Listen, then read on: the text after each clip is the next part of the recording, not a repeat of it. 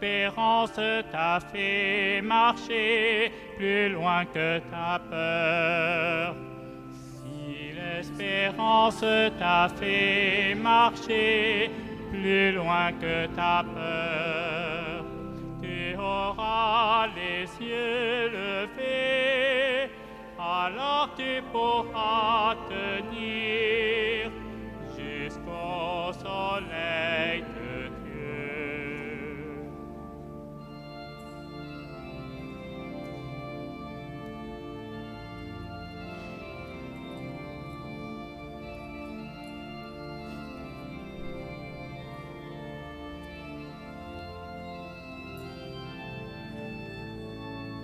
Si la colère t'a fait crier justice pour tous, si la colère t'a fait crier justice pour tous, tu auras le cœur blessé, alors tu pourras lutter avec les opprimés.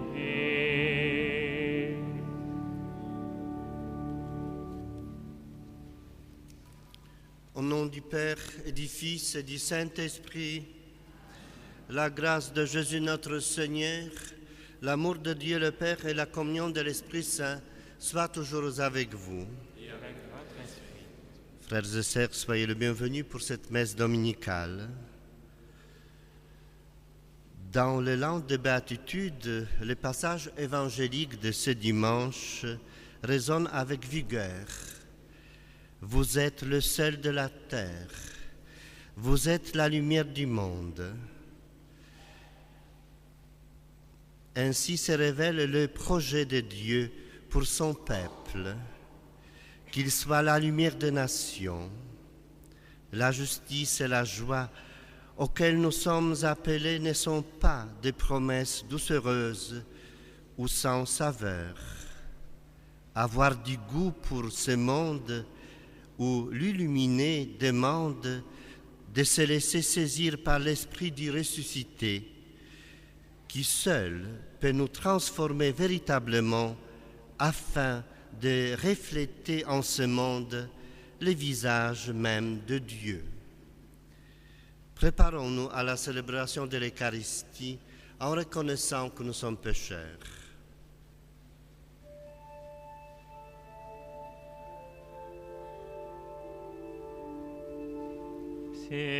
Seigneur, accorde-nous ton pardon.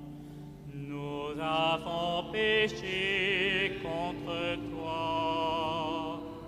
Montre-nous ta miséricorde et nous serons sauvés. Seigneur, prends pitié. Seigneur, prends pitié. Ô Christ, prends pitié. Ô Christ, prends pitié. Seigneur, prends pitié. Seigneur, prends pitié.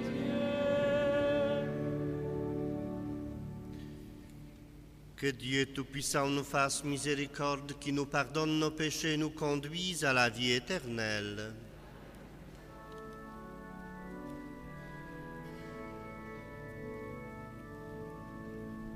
Gloria, gloria, gloria in excelsis Deo. Gloria, gloria, gloria in excelsis Deo. Et paix sur la terre aux hommes qui l'aiment.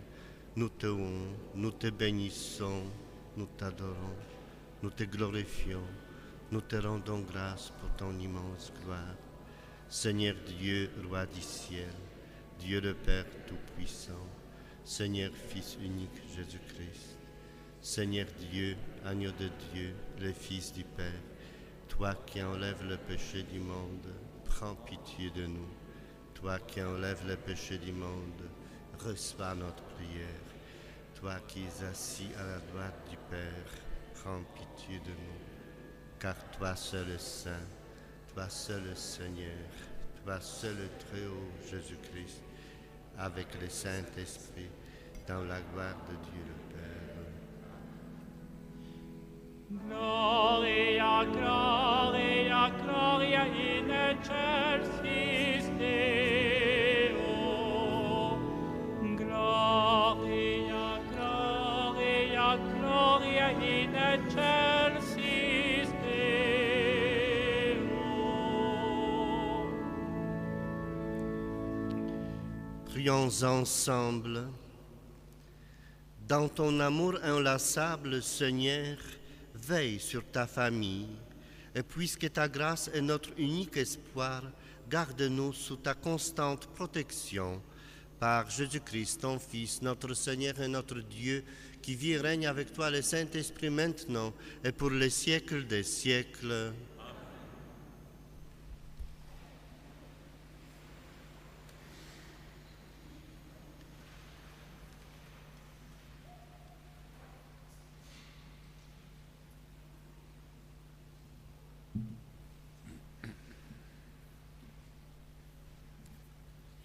Lecture du livre d'Isaïe.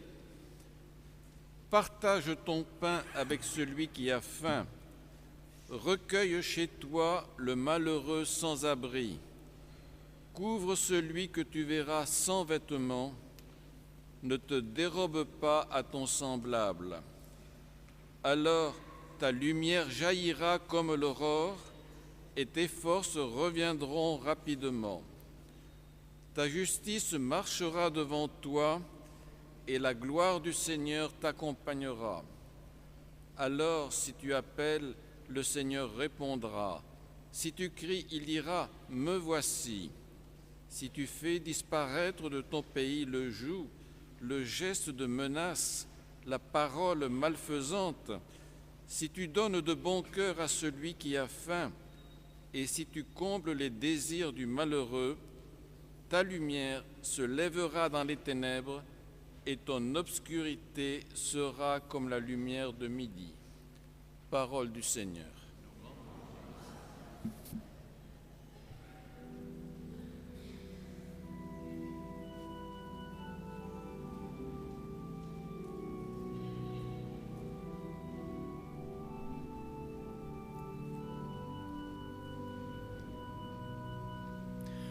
Dans la nuit de ce monde, brille la lumière du juste. Heureux qui craint le Seigneur, lumière des cœurs droits, il s'est levé dans les ténèbres, homme de justice, de tendresse et de pitié. Dans la nuit de ce monde, brille la lumière du juste. L'homme de bien pitié, il partage, cet homme jamais ne tombera. Toujours on fera mémoire du juste. Dans la nuit de ce monde, brille la lumière du juste. Il ne craint pas l'annonce d'un malheur, le cœur ferme, il s'appuie sur le Seigneur, son cœur est confiant, il ne craint pas. Dans la nuit de ce monde, brille la lumière du juste. À pleine main, il donne aux pauvres. À jamais se maintiendra sa justice, sa puissance grandira et sa gloire. Dans la nuit de ce monde, brille la lumière du juste.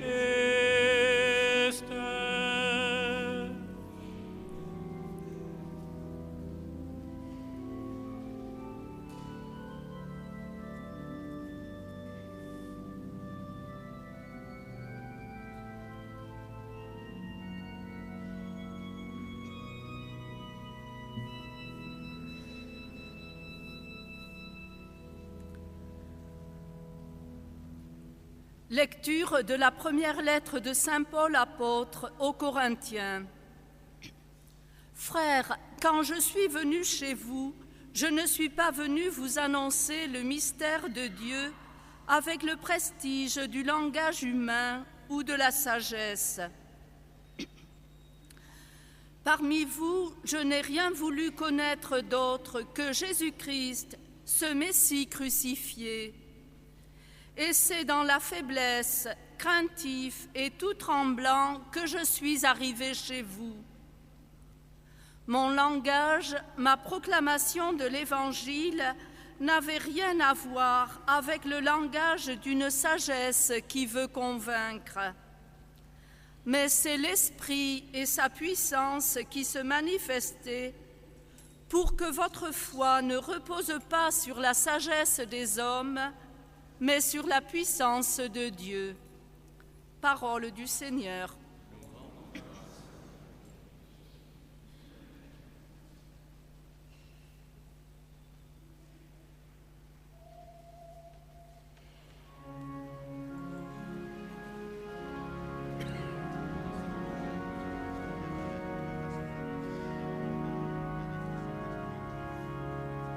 Alléluia.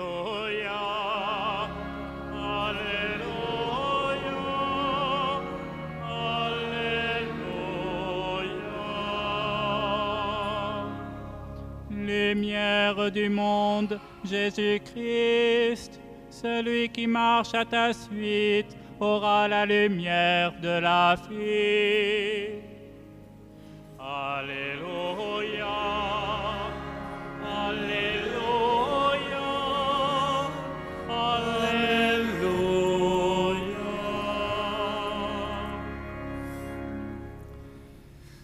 Le Seigneur soit avec vous. Bonne nouvelle de Jésus-Christ selon saint Matthieu.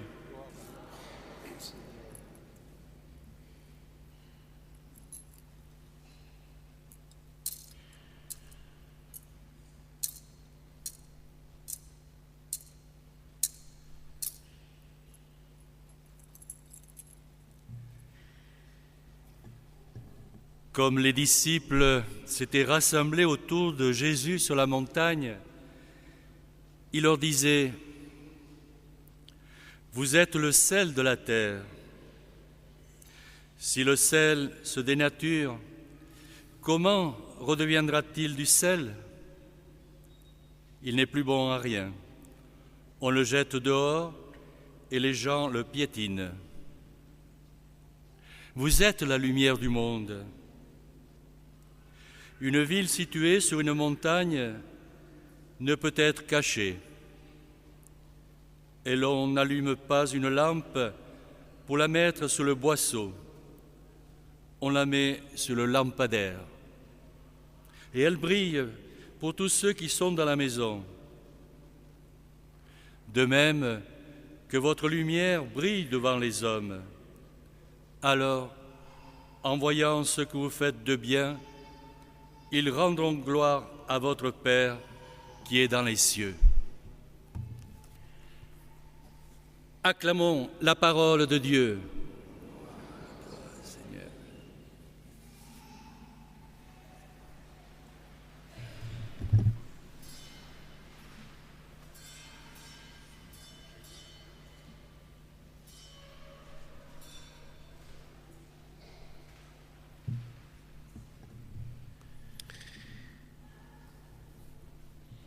Je ne vais pas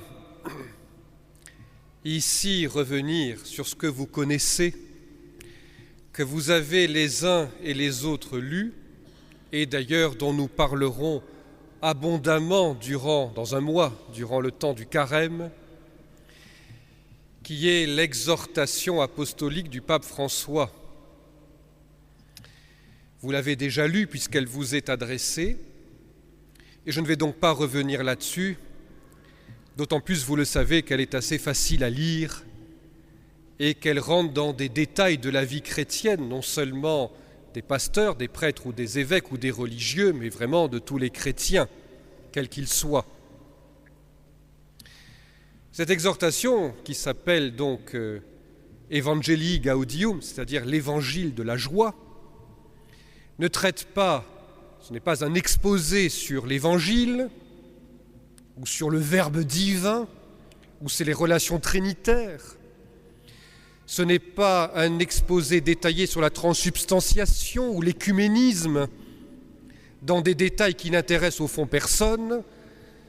Non pas que ce ne soit pas intéressant, mais au fond, on comprendra bien que les chrétiens, confrontés à la vie de tous les jours, sur l'émotion divine, je dirais, il n'y a pas urgence à entrer dans tous les détails. Par exemple, ou sur le fonctionnement de la curie romaine. Non, le pape a voulu quelque chose qui soit vraiment ancré et touche la vie des chrétiens. Et ce qui nous touche en premier chef, c'est le thème même de cette exhortation, c'est la mission. Évidemment, c'est un mot un peu repris ça et là et de telle manière qu'au fond, il ne dit plus grand-chose à qui que ce soit. Sous un autre terme, on l'appelle évangélisation. Mais encore, évangélisation regroupe dans notre esprit, notre imaginaire tellement de choses qu'au fond, il finit aussi par ne plus vouloir dire grand-chose si ce n'est de ce qui est sa substance même, qui est, rappelons-le, au fond, la responsabilité première de tout chrétien. Si nous avons reçu par notre baptême le sel, d'ailleurs c'était autrefois dans le rite, d'ailleurs toujours possible, où on met, vous savez, on mettait du sel sur les lèvres du baptisé. Donc, le sel ou la lumière, nous avons reçu le jour de notre baptême la lumière, nous avons été, selon l'antique tradition de l'Église, illuminés. Nous avons reçu le sel et la lumière du baptême. Au baptême, il y a sel et lumière. Recevez la lumière du Christ, dit-on aux baptisés et aux parents qui accompagnent, aux parrains, marraines qui accompagnent le baptisé. Lumière, sel. Et le Christ dans l'Évangile qui nous dit, mais si le sel vient à s'affadir, un peu comme celui, vous savez, à qui on a confié des talents, des pièces d'or, mais qui signifie aussi le talent baptismal, à qui on a confié un talent et qui ne le fait pas fructifier. Il a perdu sa valeur, il n'a pas de valeur, si ce n'est d'être rendu intact au maître qui a confié son bien. Il n'a pas fructifié, ça n'a servi à rien, si vous voulez. Donc si le sel vient à s'affadir, ne sale plus rien. On a beau en mettre, ça sale pas. Alors que dit, mais avec quoi va-t-on saler le sel ? Si le sel n'a pas de goût, comment va-t-on saler le sel ? Puisque pour saler le sel, il faut du sel qui justement n'a pas de goût. Je le précise pour toutes les personnes qui, généralement, au début de l'homélie, se mettent en position veilleuse jusqu'à la suite de la messe, afin qu'ils puissent un peu se tenir éveillés. Donc, le sel, s'il perd son goût, eh bien, avec quoi le salera-t-on ? Quant à la lumière, qui d'entre vous, chez lui, a une lampe halogène qu'il a enfermée dans une armoire, il rentre chez lui, il allume sa lampe halogène qui est enfermée dans l'armoire. C'est complètement idiot. La lumière, si on a de la lumière, c'est pas pour la cacher, c'est pour la montrer, cette lumière. Donc qui, voulant éclairer sa maison, met un abat-jour opaque, n'est-ce pas, pour cacher la lumière et n'éclairer que la petite table qui est en dessous. On a envie, quand on cherche ses clés ou je ne sais quoi dans la maison, avoir le maximum de lumière. La lumière, c'est fait pour éclairer, pas pour faire joli seulement. Donc, la lumière, comme dit encore l'Évangile, surtout une lampe, et vu ce que ça coûte maintenant, c'est justement pour éclairer. Pensez donc quelqu'un qui allumerait ici, on aurait voyé ses bougies et puis on mettrait des caches. On dirait, mais pourquoi vous le faites? Vous allumez et vous cachez. Donc, si nous avons été illuminés le jour de notre baptême, si nous avons reçu le sel de la bonne nouvelle, si nous avons été baptisés, c'est bien pour que ça fructifie, ça donne du goût, de la saveur au monde, ou que ça illumine, que ça éclaire, puisque nous sommes illuminés, brillons, illuminons, et ne nous cachons pas. Il y a de cela quelques années, on reprochait dans notre pays de France à des églises, dans des souvent cités modernes, d'être allés se cacher dans des caves, en disant « Regardez, c'est terminé, les chrétiens maintenant se cachent ». Mais ce ne sont pas simplement les églises qui se cachent, ce sont les chrétiens qui se cachent. Il ne faut pas s'étonner que les églises se cachent si les chrétiens se cachent.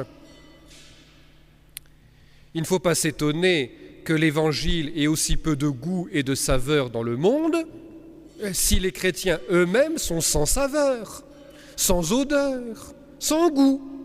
Déjà, ils n'ont pas tellement le goût de l'Évangile. Qui a ouvert cette semaine une fois son Évangile qui est chez lui, s'il en a encore un? Qui? Ne levez pas la main. Donc, si l'Évangile pour nous n'a plus de saveur et de goût, il ne faut pas s'étonner que l'Évangile ait si peu de saveur dans le monde. Où sont les chrétiens? Ils y sont. Mais ils sont sans goût, sans saveur, inodores, comme on dit. Inodores, sans goût, sans saveur. Invisibles. Invisibles.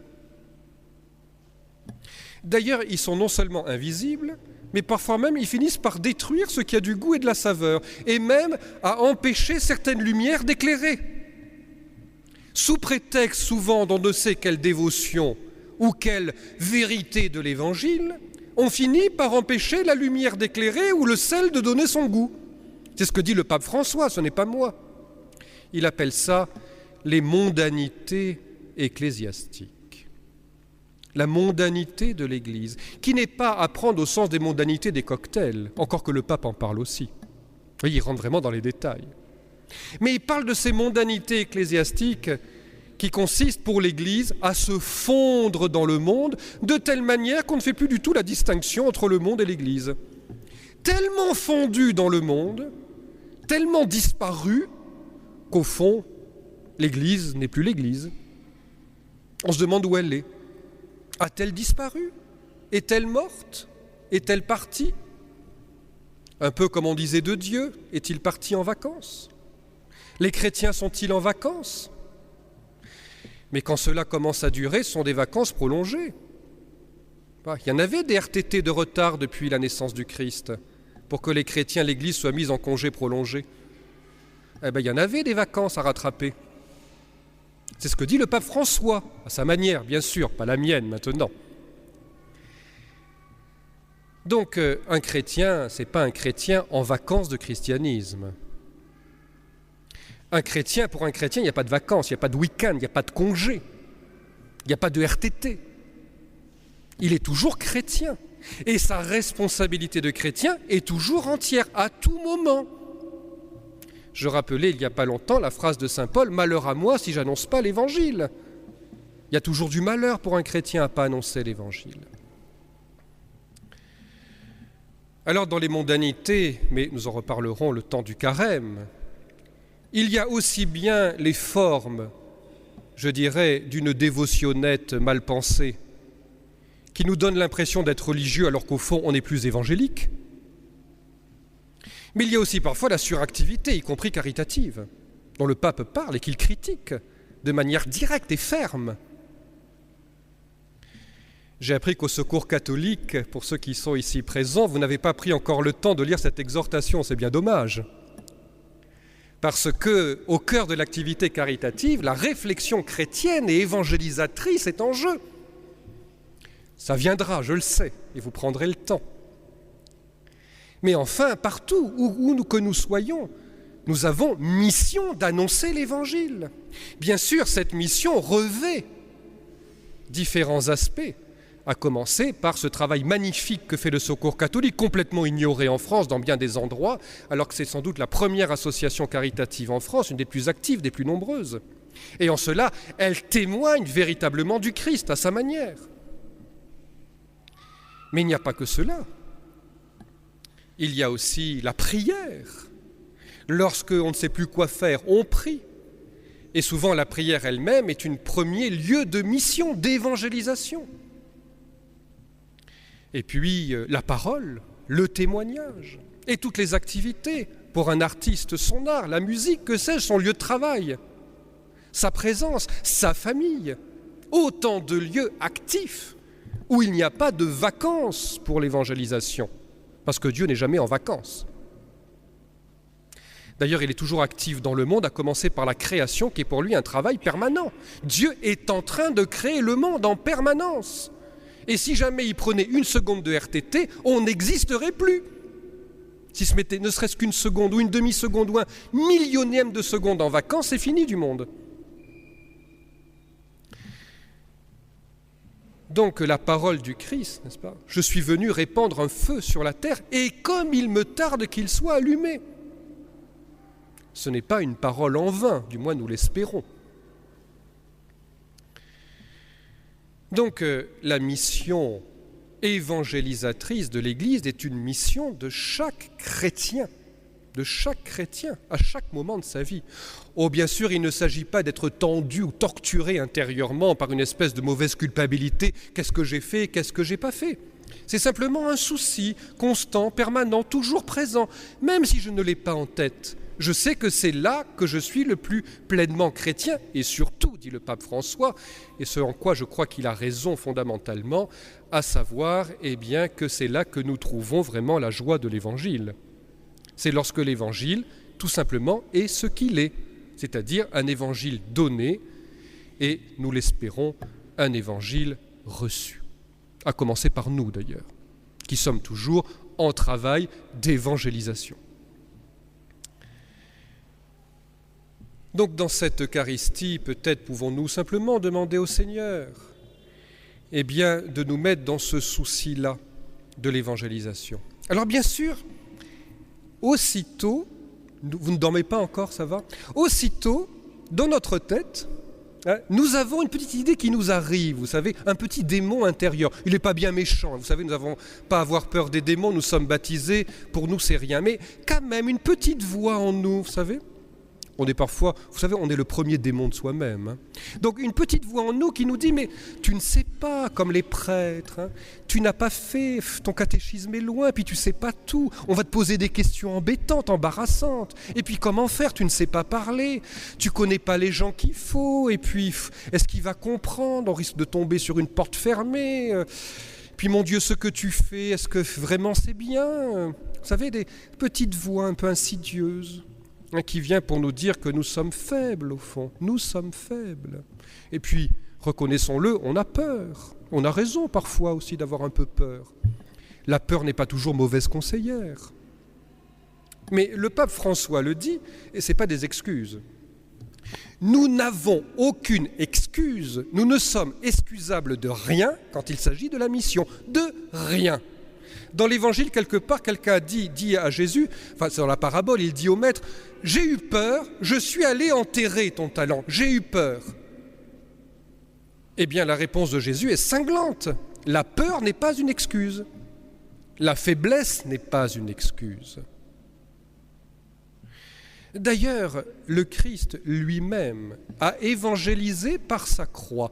Qu'y a-t-il de plus faible au monde pour évangéliser que la croix d'infamie ? Vous croyez que la croix témoigne d'une force, quelle qu'elle soit ? La croix qui est incompréhensible intellectuellement, qui est un scandale, qui est un instrument de torture, voilà par quoi le Seigneur évangélise. Vous croyez que c'est très fort, ça, la croix ? Vous croyez que ça représente une très grande force ? Mais ce n'est pas que nous soyons trop faibles pour évangéliser. Nous sommes encore trop forts pour évangéliser.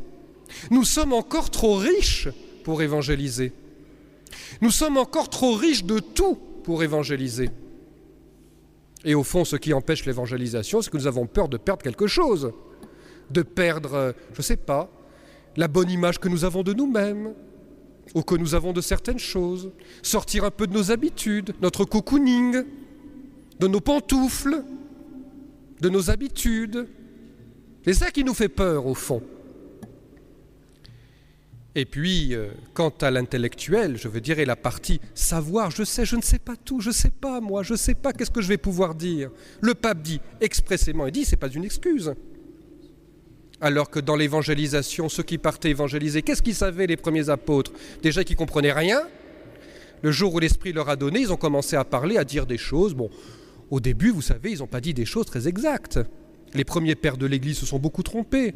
N'empêche qu'ils ont parlé. Malheur à moi si je n'annonce pas l'Évangile. Le Seigneur ne nous demande pas d'avoir la doctrine à 100% parfaite. Il nous demande d'évangéliser, c'est pas pareil.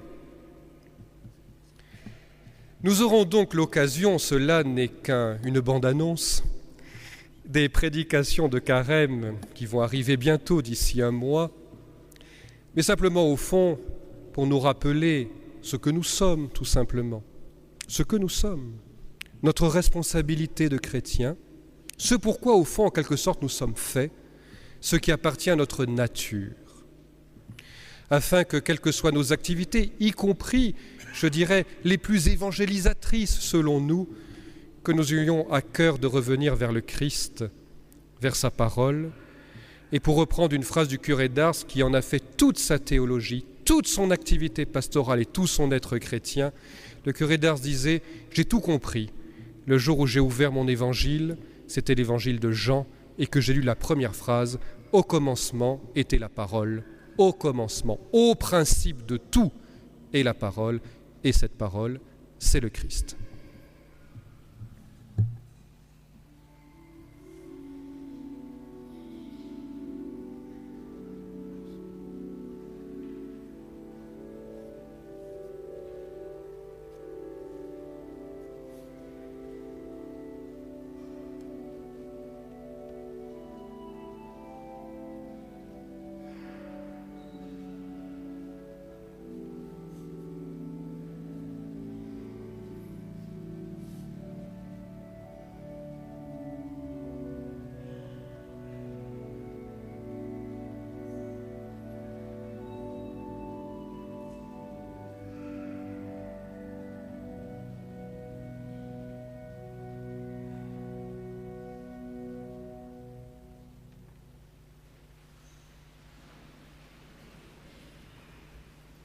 Je crois en Dieu, le Père Tout-Puissant, Créateur du ciel et de la terre, et en Jésus-Christ, son Fils unique, notre Seigneur, qui a été conçu du Saint-Esprit, est né de la Vierge Marie, a souffert sous Ponce Pilate, a été crucifié, est mort, a été enseveli, est descendu aux enfers, le troisième jour est ressuscité des morts, est monté aux cieux, est assis à la droite de Dieu.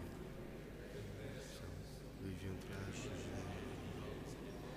Je crois en l'Esprit Saint, à la Sainte Église catholique, à la communion des saints, à la rémission des péchés, à la résurrection de la chair, à la vie éternelle. Amen. Frères et sœurs, avec confiance, unissons nos voix à celles des croyants qui dans le monde se réunissent en ce dimanche pour prier notre Dieu.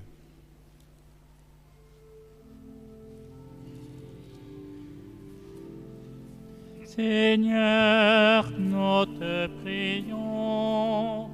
Seigneur, nous te prions. Prions pour l'Église, qu'elle témoigne inlassablement de l'amour de Dieu et donne toujours au monde l'exemple d'une charité active. Seigneur, nous te prions.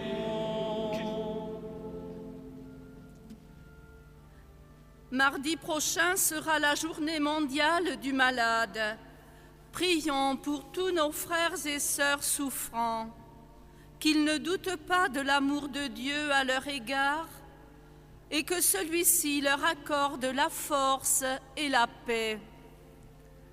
Seigneur, nous te prions. Prions pour tous ceux et celles qui partagent leur pain, leur toit, leur temps, leur savoir, qu'ils apportent à tous lumière et réconfort. Seigneur, nous te prions. Prions pour nous tous ici rassemblés, pour nos diverses communautés, que nous soyons dans nos divers milieux de vie et de travail, lumière pour nos frères. Seigneur, nous te prions.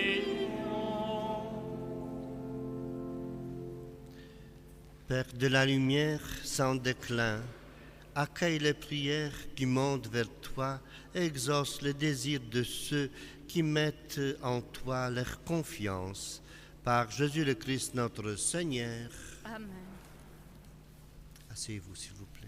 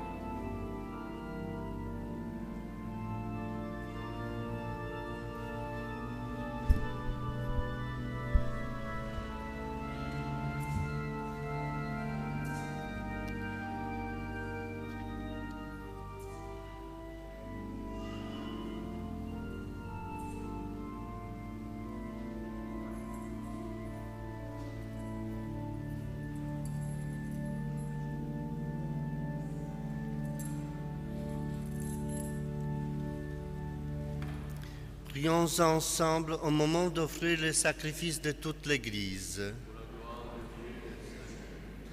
Seigneur notre Dieu, tu as voulu choisir dans ta création le pain et le vin qui refont chaque jour nos forces.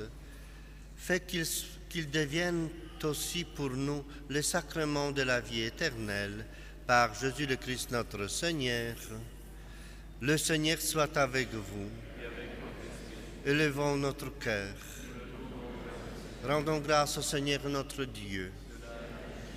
Vraiment, il est juste et bon de te rendre gloire, de t'offrir notre action de grâce toujours en tout lieu, à toi, Père très saint, Dieu éternel et tout-puissant, par le Christ notre Seigneur. Dans le mystère de sa Pâque, il a fait une œuvre merveilleuse, car nous étions esclaves de la mort et du péché, et nous sommes appelés à partager sa gloire. Nous portons désormais ce nom glorieux, nation sainte, peuple racheté, race choisie, sacerdoce royal. Nous pouvons annoncer au monde les merveilles que tu as accomplies, toi qui nous fais passer des ténèbres à ton admirable lumière. C'est pourquoi, avec les anges et tous les saints, nous proclamons ta gloire en chantant d'une seule voix.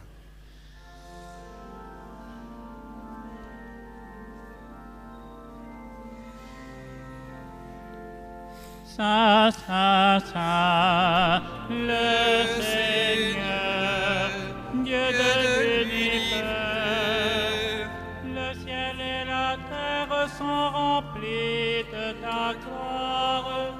Saint, Saint, Saint, le Seigneur, Dieu de l'univers, Hosanna au plus haut des cieux. Béni soit celui qui vient au nom du Seigneur. Hosanna au plus haut des cieux.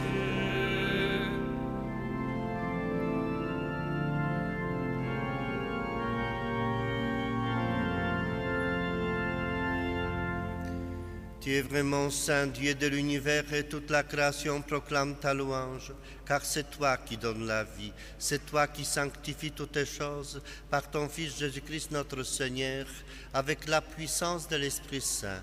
Et tu ne cesses de rassembler ton peuple, afin qu'il te présente partout dans le monde une offrande pure.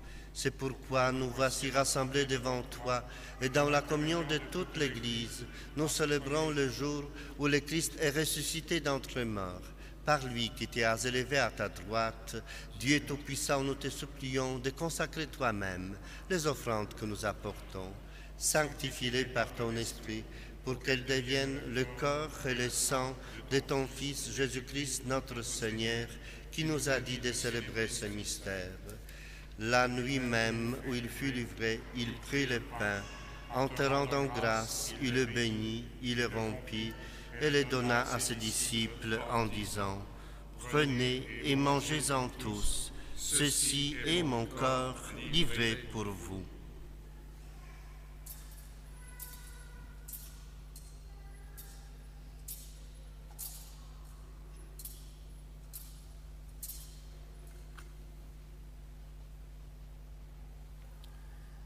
De même, à la fin du repas, il prit la coupe.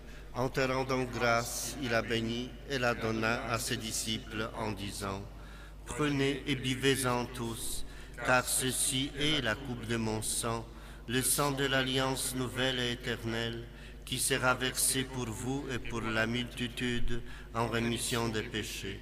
Vous ferez cela en mémoire de moi. »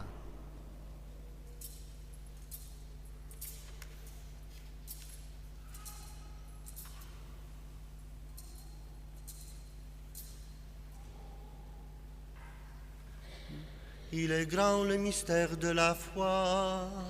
Nous proclamons comme ta mort, Seigneur Jésus. Nous célébrons ta résurrection. Nous attendons ta venue dans la gloire.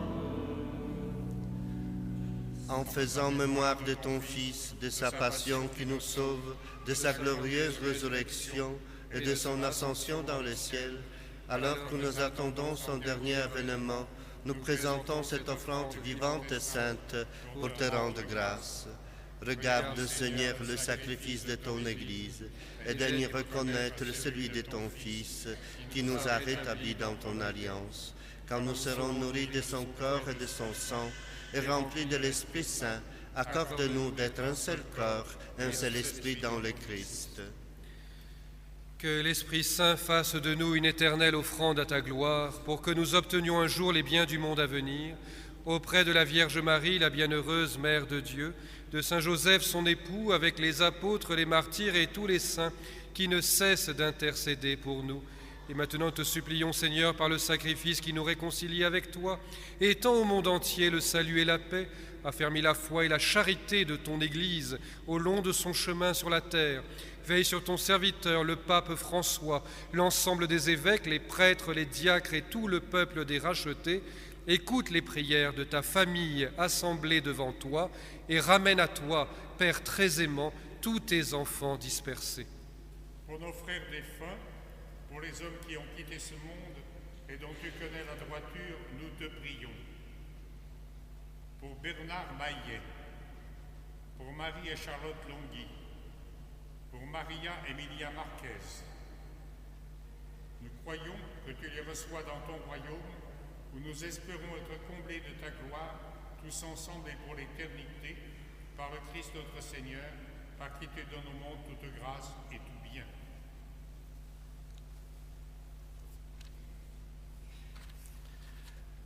Par lui, avec lui et en lui, à toi, Dieu le Père Tout-Puissant, dans l'unité du Saint-Esprit, tout honneur et toute gloire, pour les siècles des siècles.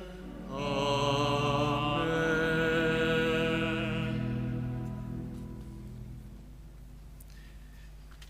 Unis dans le même esprit, nous pouvons dire avec confiance la prière que nous avons reçue du Sauveur. Notre Père, qui es aux cieux, que ton nom soit sanctifié, que ton règne vienne, que ta volonté soit faite sur la terre comme au ciel. Donne-nous aujourd'hui notre pain de ce jour. Pardonne-nous nos offenses, comme nous pardonnons aussi à ceux qui nous ont offensés. Et ne nous soumets pas à la tentation, mais délivre-nous du mal. Délivre-nous de tout mal, Seigneur, et donne la paix à notre temps. Par ta miséricorde, libère-nous du péché, rassure-nous devant les épreuves. En cette vie où nous espérons le bonheur que tu promets et l'avènement de Jésus-Christ, notre Sauveur. Car c'est à toi qu'appartiennent le règne, la puissance et la gloire pour les siècles des siècles. Seigneur Jésus-Christ, tu as dit à tes apôtres, je vous laisse la paix, je vous donne ma paix. Ne regarde pas nos péchés, mais la foi de ton Église. Pour que ta volonté s'accomplisse, donne-lui toujours cette paix et conduis-la vers l'unité parfaite, toi qui règnes pour les siècles des siècles. Amen. Que la paix du Seigneur soit toujours avec vous. Et avec votre esprit. Frères et sœurs, dans la charité du Christ, donnez-vous la paix. La paix du Christ avec toi.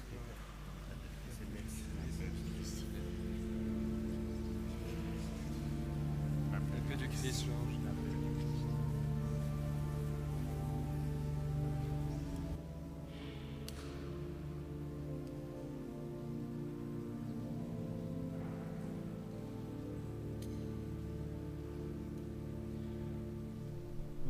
Agneau de Dieu qui enlève le péché du monde, prends pitié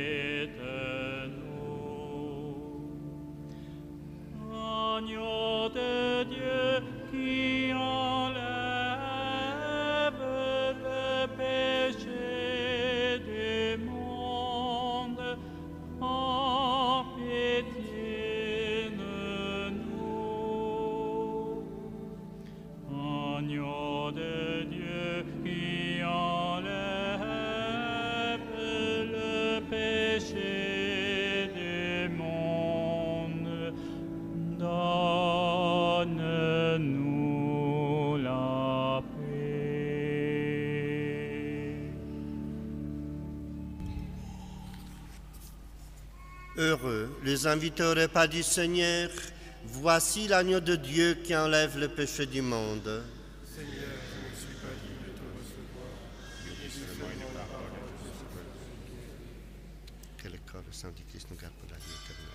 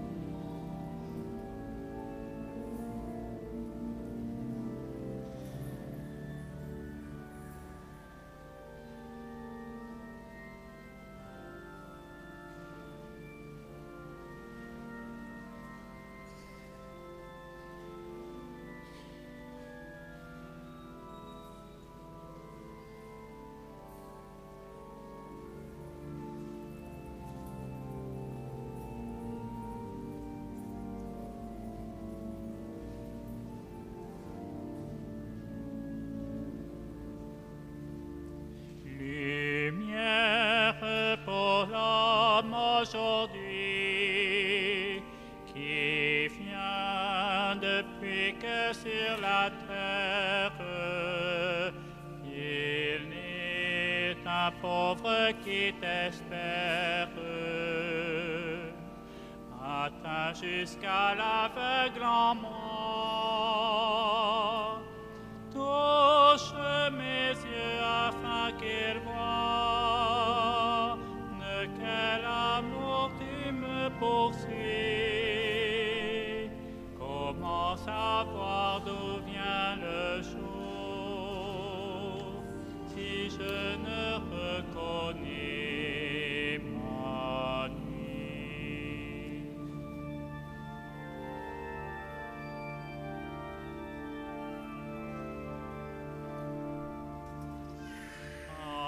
Parole de Dieu dans ma chair, qui dit le monde et son histoire, afin l'homme puisse croire. Suscite une réponse en moi.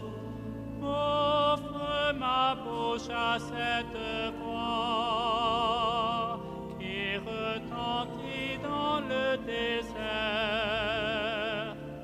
Comment savoir quel mot tu dis si je ne tiens mon cœur ouvert?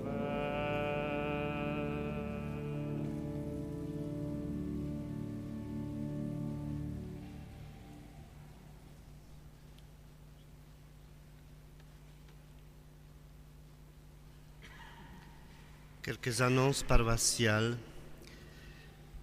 Cette semaine, 11 février, mardi, c'est la fête de Notre-Dame de Lourdes. Monsieur le curé se rend à Lourdes pour confier nos intentions de prière et nous, les paroissiens, dans la grotte de Massabielle par l'intercession de Notre-Dame de Lourdes. Le dimanche prochain, 16 février, pendant cette messe de 11h, nous vous proposons le sacrement de l'onction des malades. Je signale que l'onction des malades ne s'appelle plus l'extrême onction. Donc ça signifie qu'on peut recevoir ce sacrement quand nous nous sentons fatigués, malades, en tout âge. Ce jeudi 13 février, à 15h, au 3 rue Bottero, nous vous proposons une conférence. Au commencement était le Big Bang par Pierre Gran, astrophysicien. Et aussi, c'est le même jeudi, le 13 février, à 19h, Monsieur le curé va présenter son nouveau livre concernant les recettes niçoises. Vendredi, comme d'habitude, tous les amoureux vont se retrouver à l'église pour le concert de Saint-Valentin.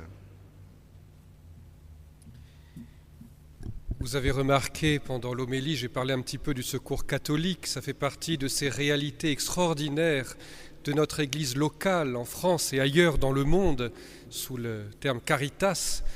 Mais il y a aussi beaucoup d'autres œuvres évidemment caritatives sur cette ville de Nice et beaucoup tout simplement d'œuvres tout court, à commencer par notre paroisse elle-même qui, de dimanche en dimanche, vous avez remarqué aux portes de l'Église, vous propose de laisser quelques biens alimentaires pour ceux que nous désirons aider, et en particulier aussi la banque alimentaire auquel nous apportons tout ce que vous donnez, et déjà nous vous en remercions. Je tiens à attirer votre attention sur la conférence de jeudi à 15h. Il s'agit d'un astrophysicien qui va venir nous dire des choses que nous ne voyons pas ailleurs, que nous n'entendons pas ailleurs, sur les planètes, les étoiles. Une manière de mieux comprendre au fond ce que parfois nous voyons à la télévision, mais dans des documentaires très bien faits. Sauf que là, nous avons quelqu'un qui va nous l'expliquer de manière pédagogique et en même temps nous donner les toutes dernières découvertes qui sont encore plus extraordinaires que tout ce qu'on peut imaginer. Alors, bienvenue à cette conférence jeudi prochain à 15h à la salle paroissiale Bottero. Rassemblons nos prières. Tu as voulu, Seigneur, que nous partagions un même pain et que nous buvions la même coupe. Accorde-nous de vivre tellement unis dans le Christ que nous portions du fruit pour le salut du monde. Par Jésus le Christ notre Seigneur. Le Seigneur soit avec vous.